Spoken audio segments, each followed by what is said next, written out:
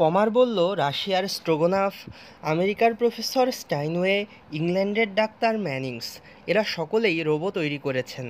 জার্মানিতেও 3-4টে robo তৈরি হয়েছে, আর সেগুলো সবই আমি দেখেছি, কিন্তু তাদের কোনোটাই এত সহজে তৈরি হয়নি, আর এমন স্পষ্ট কথাও বলতে পারে না।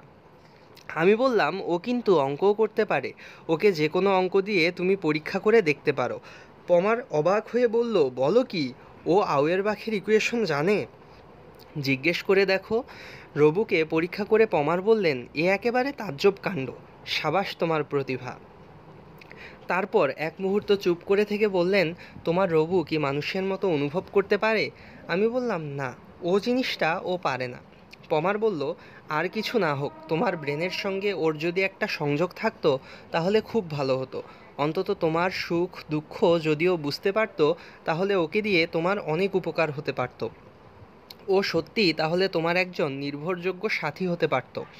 পমার যেন একটু অন্যমনস্ক হয়ে পড়লেন। তারপর বললেন, আমি ওই ব্যাপারটা নিয়ে অনেক ভেবেছি। একটা যান্ত্রিক মানুষকে কি করে একটা রক্তমাংসের মানুষের মনের কথা বোঝানো যায়, এ নিয়ে অনেক দূর আমি এগিয়েও ছিলাম, কিন্তু তারপর বুড়ো হয়ে পড়লাম। ব্রেনটা ঠিকই ছিল, কিন্তু হৃদরোগ ধরে কাবু করে দিল।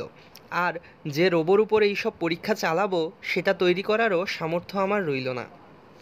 আমি বললাম, আমি রবুর কাজে দিব্যি খুশি আছি, ও যতটুকু করে তাই আমার পক্ষে যথেষ্ট।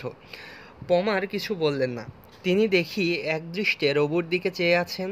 রবুর মুখে সেই হাসি। ঘরের জানালা দিয়ে পড়ন্ত রোদ ঢুকে রবুর বাচকটার উপর পড়েছে। রোদের ঝলসানিতে ইলেকট্রিকের বাল্বের চোখও মনে হয় হাসছে।